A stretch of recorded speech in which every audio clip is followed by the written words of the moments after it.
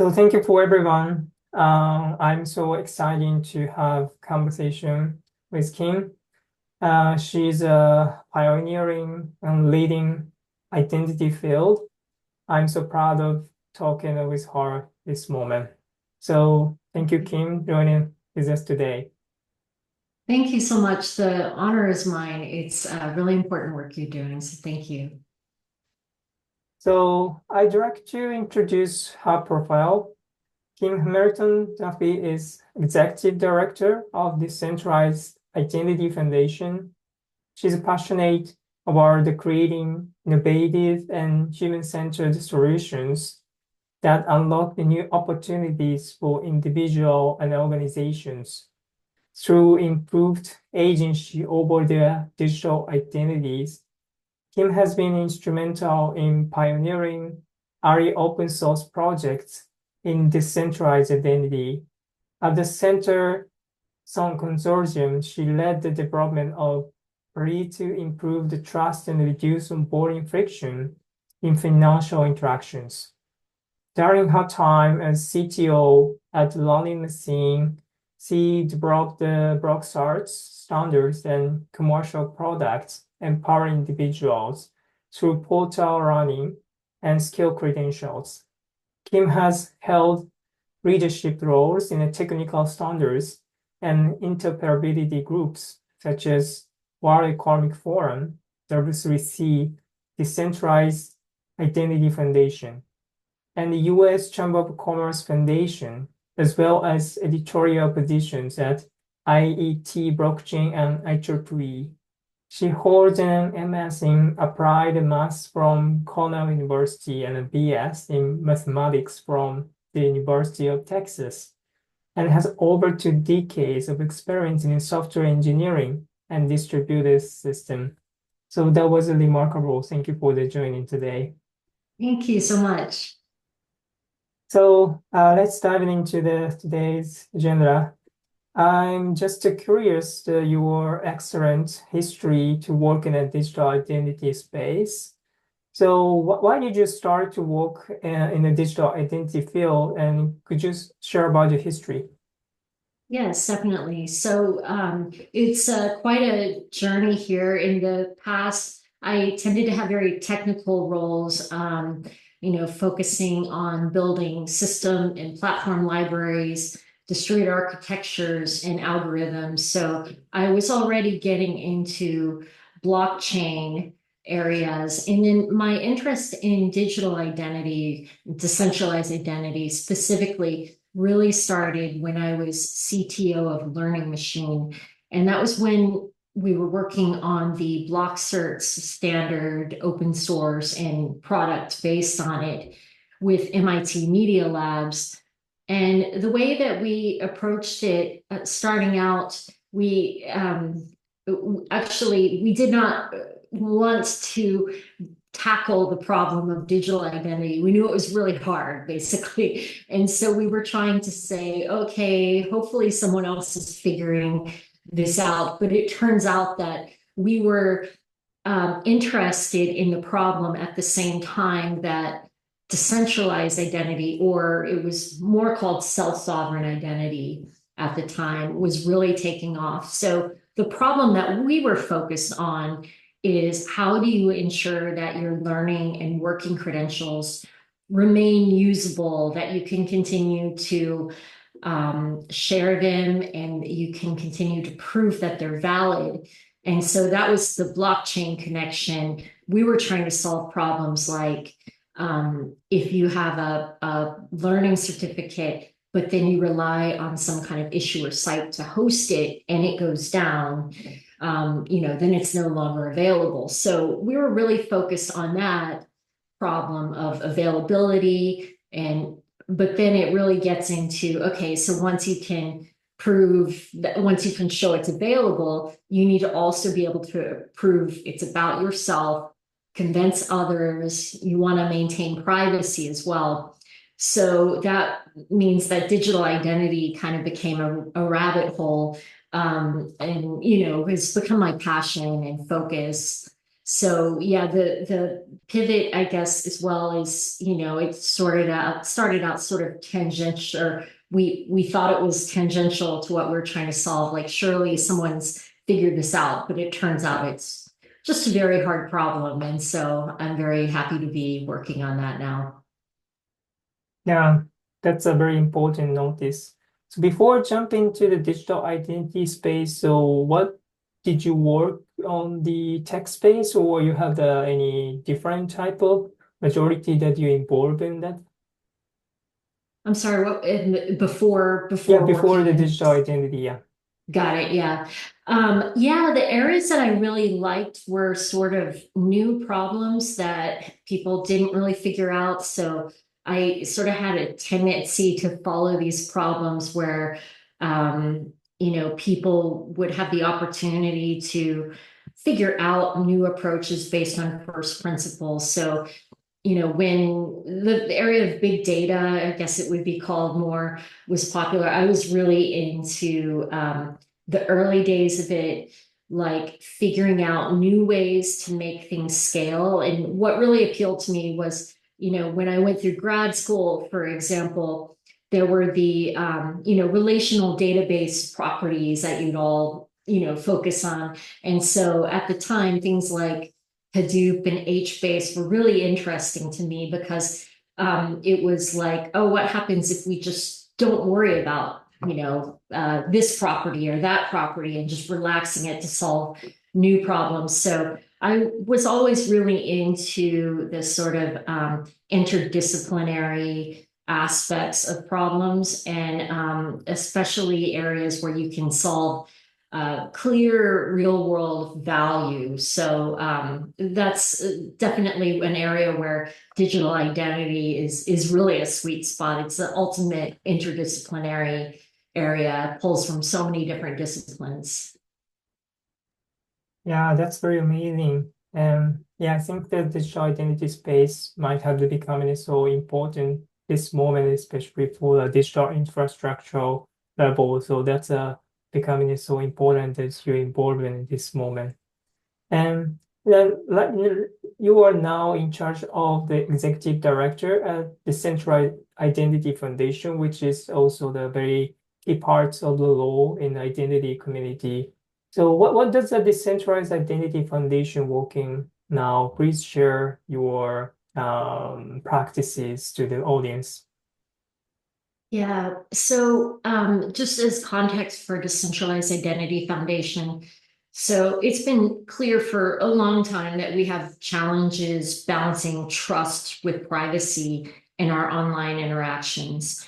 And and this is even before the new threats that have come about from, say, generative AI, things like that, which we'll get more into later. So in response to a lot of the sort of concerns around managing digital identity that we see and fall victim to right now, data breaches, all of these things where it's very hard to know who you're interacting with, but to establish trust, it relies on collecting a lot of personal data, which leads to privacy and personal data breaches. So DIP is really focused on developing the foundational elements of solutions to establish that trust that balances with privacy. And we develop it in the form of standards and libraries, and then also communication, speaking about the kind of use cases that this can address, building communities and awareness around how this works.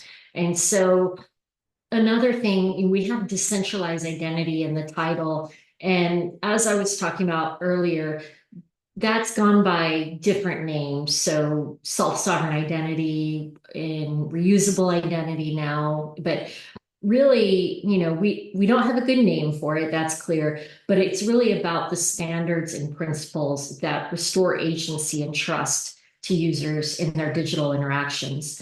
So some of the most popular, well-known standards that are fundamental are the verifiable credentials that are sort of generic form of a credential or claim that you can express anything in there, but they're designed from the foundation to protect or to give options to protect privacy, including selected disclosures, zero knowledge signature suites. And they're also designed with people, the individual that owns the credential, the one that the credential is about.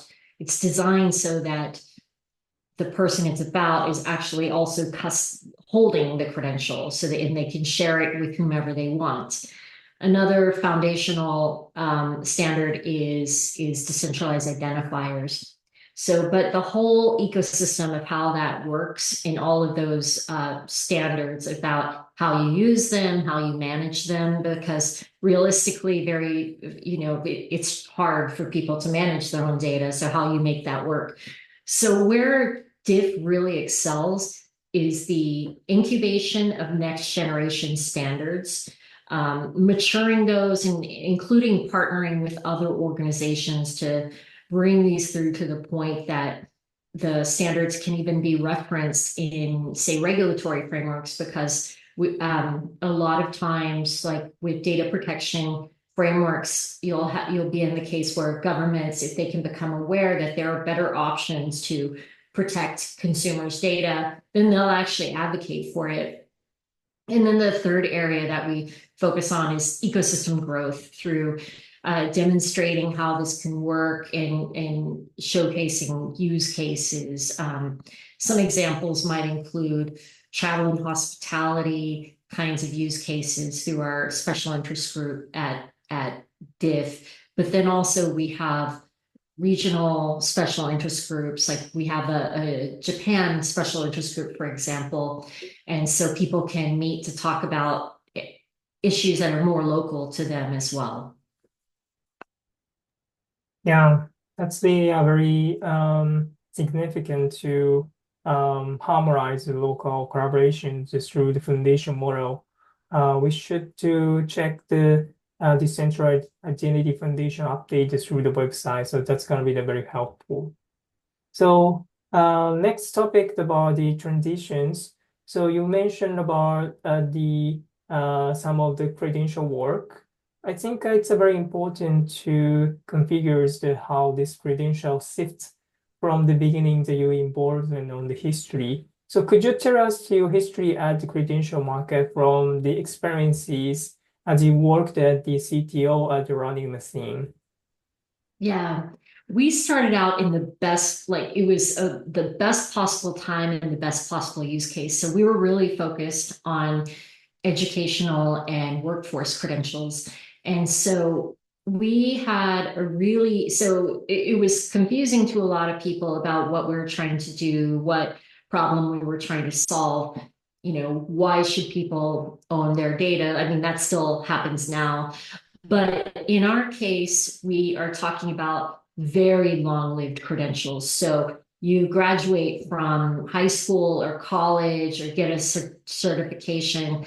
And in these cases, it just made sense that people should be able to access it and manage it and decide who they share it with, in contrast to a lot of the current models where you might have to pay a fee. And so what we found was a lot of the educators and even registrars at schools, universities, and things like that, they really believed in the right of learners to access their data and manage it themselves without having to rely on intermediaries. So we were lucky because, in our case, our customers were our biggest advocates. We also, I think, had a really great team. We had, me focused more on the technology side. I think we had people that were really good at communicating it and, just really sort of showing, I think, because I think what really stood out us in our, at the time where our company was focused, I think a lot of other companies maybe focus more on, oh, here's the self-sovereign identity stack, and it's pretty complex. I think what a lot of our team members did was really focus on the message and the benefits to learners. And so I think that they did a really fantastic job on that. the thing that we encountered that's still a problem was the adoption for relying parties or consumers of that data. That was a little bit more of a challenge where at Learning Machine, where we found it worked out pretty well because in some cases we could find ecosystems or networks that would want to accept each other's credentials. And again, that's something that in the education space works a little bit better. I think when you move to things like, how do you say, like reusable reusable identity or sort of KYC use cases, I think it's harder in a lot of use cases to communicate the value in a way that businesses don't feel threatened by. So it's in some cases where decentralized identity types of approaches are becoming more appealing is, say, reuse of a KYC credential, even within an organization, to satisfy multiple jurisdiction KYC use cases. So that's something that there's still a lot of experimentation about, is really that acceptance. I think that in the case of, say, where there's regulatory requirement to support this kind of format, that's where we see a lot of success. But where I'm hoping that we can, in addition to, maybe forcing people to use it, I'm hoping that we can be better at the communication side and really showing the benefits.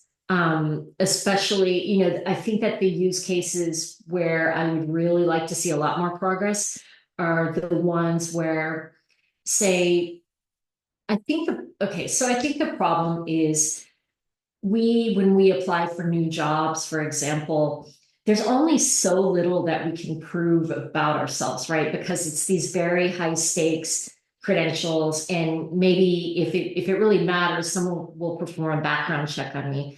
But pretty much everything else is just, word of mouth or maybe a network or something like that. And I find that it really damages the possibilities for people with non-traditional backgrounds. Maybe if they're independently taught, haven't gone to the traditional educational path.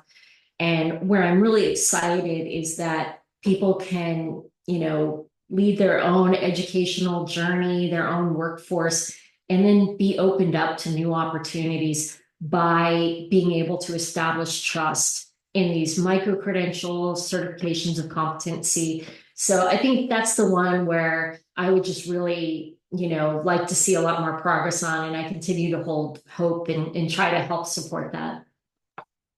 Yeah, thank you for this sharing. That's a very brilliant story that it involved in the credential space. That's going to be the very key parts of the elements to make an interoperable of the human-centered approach and deploying the identity space. That's going to be the great history that you started. And in addition, you involved some of the academics work, such as in MIT Media Lab. That you had published the important notice, as I mentioned, on the certification as well. In this space, you mentioned on the article that you adopted of the Bitcoin blockchain. That's going to be also the very progressive to use it. So as a next topic, so what is the challenges of the certification of blockchain and privacy? It's because it's been a struggle in every engineers, developers, business person, how we can balances of these points. So could you share about your insights? Yeah, definitely. And I think also, it was earlier in the self-sovereign identity space. I think that we were still figuring out a lot of things. So it was maybe a little more common at the time for people to consider putting data on a blockchain. And in our case with Learning Machine, we were really focused on public claims or credentials. So things like, I would be comfortable sharing this on my LinkedIn profile. So we weren't storing the full credential, we were anchoring hashes.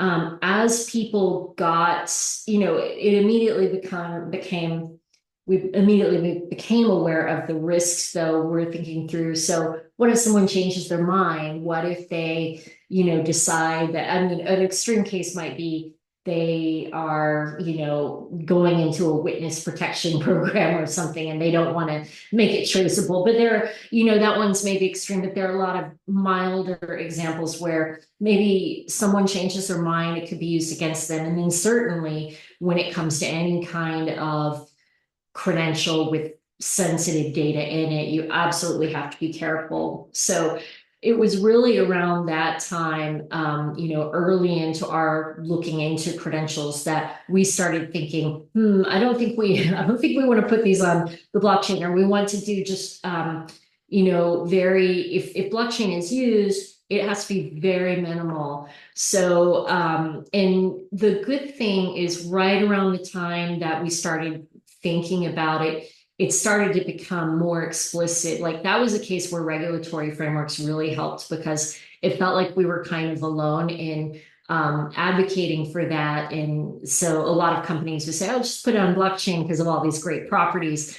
It was helpful that the way that it was characterized in the GDPR, like they didn't just say something vague like personal data can't be on a blockchain. They said something along the form of any form of correlatable data, which is really what you want to say, because you know how it is, like with any sort of blockchain transaction, blockchain address, re-identification is so easy that it's just too much. You don't want to trust that a commercial vendor or anyone, frankly, can manage that. It's too hard. So the good news is, I think largely that was a case where the regulation just really forced the issue. And then over time, people started putting less and less. And so we're at the point now where, in general, blockchain would only be used for anchors for public data. So maybe organizational identifiers, and only when really needed. And so that really came down to, like, I know in our case, certainly when we were first starting, it was a sort of, we were sort of teasing apart what are the layers of the credentials. So there's the credentials, the identifiers. And so it turned out that these identifiers, and being able to express like this key has been this, you want to be able to support like cryptographic key updates and things like that, because if a case like an organization has to reissue all the credentials every time, that ends up being more complicated. So for organizations, for example, being able to use like support cryptographic updates are nice. That's a case where blockchain could help, say if you have a DID method that's anchored on chain, but we're also developing a lot of DID methods that are not on chain. So we've gotten clearer over time about the sort of use cases where blockchain is a fit. And when it comes to personal data, it just is really too tricky to really risk. Yeah, I agree with that. That's been very hard to maintain up the one single solutions, the how we can take a balance in granularly in different of the resolutions of the data protection, privacy in the each region. So that's been a challenge. I agree with that. So as for the final topic, that's very interesting.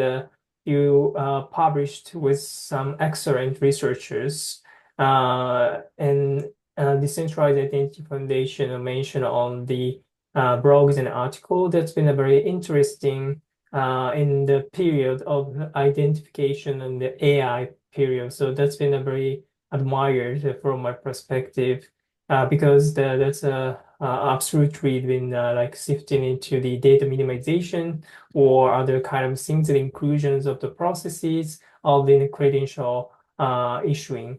So how can we achieve the equivalent interest between the privacy identification in the AI period? And could you share about the brief introduction of this paper as well?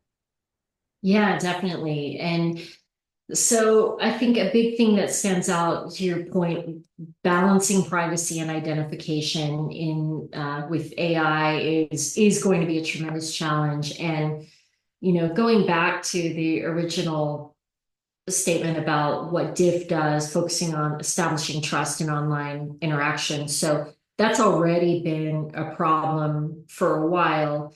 But with the progress of generative AI, it's the establishing trust in online interactions is just going to become worse. So the the most important aspects from the paper in my mind are the following. So it mentions that this is a problem and we need all hands on deck for it. So what is the problem? At the low end and high end, fraud prevention methods that service providers use will be broken. So what I mean by that is low end would be, say, a lot of service providers use a CAPTCHA or some kind of technique like that to show I'm not a bot, to prevent certain kind of bot related abuses. So that's a low end. A generative AI can now solve CAPTCHAs. So there's that. On the high end of identity verification, say you're signing up for financial services or something higher stakes, higher assurance, and they might have their multiple factors of verifying your or establishing your identity. And one of those might include some sort of video evidence. So we're now seeing that these videos are even, with generative AI, they're able to break those high-end forms of identity verification too. So what it means is across the board, so those are sort of, almost extremes, but then everything in between. So if that means that the methods that service providers have historically used for verifying identity, if those are broken, they're going to have to use something. So what is that? An extreme case would be, say that in order to browse the web, you have to use something, with higher trust, like a mobile driver's license or something like that, to even browse the web. Well, that starts to get into, okay, trust is now established for the service provider, but then that is more of a risk to privacy and the ability to express yourself with the freedom that we're used to online, because we're used to being able to do some sort of interactions online, create multiple accounts. I like to use the Swift on Security Twitter account because that's an example where someone chooses to represent themselves in some way. They don't feel comfortable associating with their employer. But the thing that's always a challenge in this area is, some people will say, well, I'm okay with everyone knowing my identity, but it's just not, it's just too easy to think of cases where it's actually a risk. And then also if you give people specific examples in their life, like, okay, do you really want this series of web searches to, be discoverable and traced back to you, all your purchase history? And so I think that these are the things where it's a pressing risk. And so message one from the paper is that identity verification across the board, it's going to be broken. Service providers are going to need a new solution. And we need to give something so that they're not forced into this really high stakes identity verification. Now, the premise of the paper is, okay, so if AI can pretend that they're humans in these ways, what are some things that they cannot do? So they cannot break cryptography and they cannot appear human in, in-person interaction.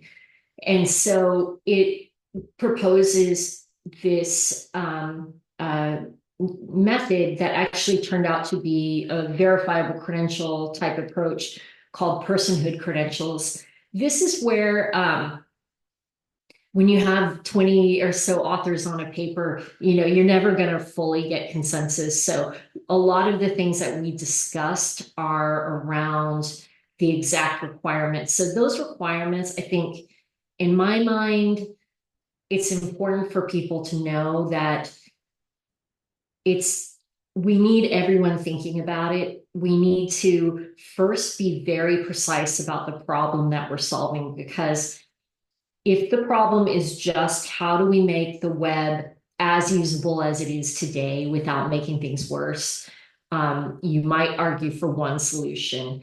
When people start adding requirements, and this was a problem as we taught, like I think the method toward the process of writing the paper was really interesting too, because maybe someone would just even casually throw out, oh, what if you could use the same solution for service providers to detect, oh, you've used this coupon before, or you've not. Well, anytime you start adding an additional requirement, you add a new requirement to identify a person. And so it gets away from this proving not a bot kind of use case. So in my mind, that is probably more important, the area of focus that people need to just decide and refine and continue to discuss, which we're doing in DIF, but we hope to encourage more broadly. What are the exact goals? And from there, determine the requirements. So the requirements in the paper are good. I think they can be relaxed a little more depending on what we decide the problem is. So one of the good requirements of the paper is pseudonymous unlinkability. And so, the idea of you can't be tied to, or your identity cannot be determined from the set of interactions within a service provider. And also, service providers can't collude to sort of learn more about you or sort of re-identify you. So that's something that's very important. The other part where I think it could be relaxed is it says one credential per issuer per person. So it's good that it allows multiple issuers, because I think it's too soon to know exactly how we want to do this. And even, I think personhood credential might be a good way, but I'm not closed to other solutions as well. So something in me, it's maybe just the mathematic tendencies. I feel like I feel like one credential per issuer per person is maybe overly restrictive. I think that we might be able to say all we need is an upper bound on, number of some guarantees at scale. So I think what you really want is to be able to detect when something goes awry, and then say, okay, I won't accept those issuers' credentials anymore because they've messed up. But what I do think is that you want to make it open to a lot of different approaches, because no matter which one you pick, there's going to be a high risk of excluding people. So, and this is where the sort of blockchain space is really helpful, because they've done a lot of work on terms of like civil resistance for DAO governance or this and that. And so you have all these standard methods you might use, biometrics, financial incentives or disincentives, all of these things. For each one, there's also a set of risks and harms that can happen. And so I think that, in addition to being absolutely sure what problem that we want to solve and figure out the requirements, we want to be flexible in terms of how we solve the problem, and then repeat and repeat, because I think it's just something that is just too fraught for, it's too early to say exactly how we're going to do it. But I do think it's really important that we get the broadest range of people thinking about it and focusing on it. Yeah, I love the concept that in the AI period, a lot of the fake accounts is something that's becoming so problematic in a society that we should be prevented. It's kind of a concept in the reality. So that's going to be the very excellent work. So I'm just curious, do you have any specific roadmap to make this concept into reality? Is there any specific next actions that you're planning in this moment? Yeah, on Diff side, we've been really focused on the understanding the problem parts, and also the sort of awareness.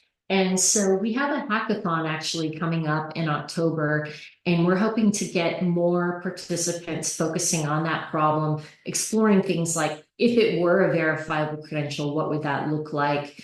And we're hoping to have, though, also, it's very important that it's not just kind of the technical contributions. We like to have the broadest range of solutions. So what we're hoping to start as well is some more like user or working group that's more focused on the problem space, writing down. The paper had a really great list of initial risks of personhood credentials, but we want to build that out even more. And that's something that I see us needing a huge amount of eyes on. So we should be writing more about this in our newsletter and blog and LinkedIn if people want to follow along.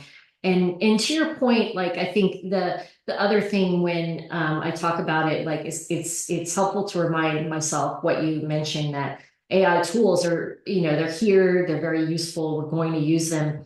I think this is a case where decentralized identity solutions are maybe standing out as an opportunity to build on better foundations. We want to be able to use these tools, and we want to, decentralized identity was designed for these kind of chains of trust where, say, I can use some AI agent to do this for me. It's traceable to me. And it's really about, it's not necessarily about everyone knowing what's happening. It's sort of what happens if something goes wrong, and you need that auditability, traceability, but, doing that responsibly. So I'm really excited about that part. Yeah, that's amazing. I'm excited to see the updates and how will be they come out to the reality. Then might be helpful for the any AI practitioners as well to adapt this kind of the new concept into the designing processes of infrastructures. Thank you for sharing. Definitely. That's the brilliant approach. At the final, I'd like to ask about some message for listeners. You do a lot of things in the digital identity space. The audience might be interested in your work. So could you share about your final message to them? Yeah, well, first, I wanted to thank you and your audience. I think the work you're doing for awareness is just tremendously important. And, so thank you. And I really appreciate that.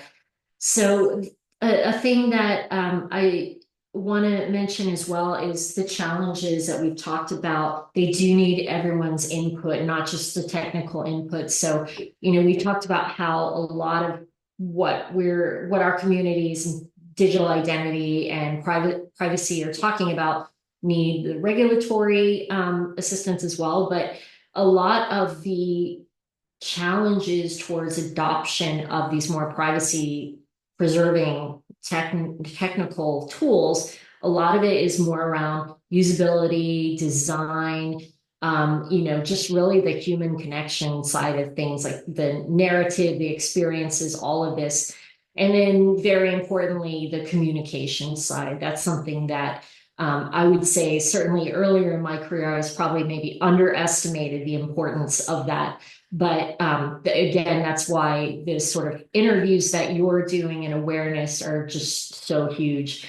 So on the diff side specifically, I would love it if people could join our conversations at the Decentralized Identity Foundation, just starting by following along, subscribing to our newsletter to see if there are any interests, anything interesting that you'd like to participate in. I mentioned for Japan specifically, there's a Japan Special Interest Group, and they had an in-person event. I believe it was in Kyoto just recently. So you can also hear about sort of upcoming events that are more convenient to you. But also just reach out anytime. We'd love to hear about what people are thinking about and working on. And so we try to, make sure that anyone can participate in what the problems they're trying to solve. Yeah, that's a great message. I appreciate it. Then Thank it's you. great to share that your ideas to the community and powers. So that's been a very important, the privacy identity space. So again, Kim, thank you for joining today. That's a very interesting talk, and it's very happy to share your idea to the world. Thank you.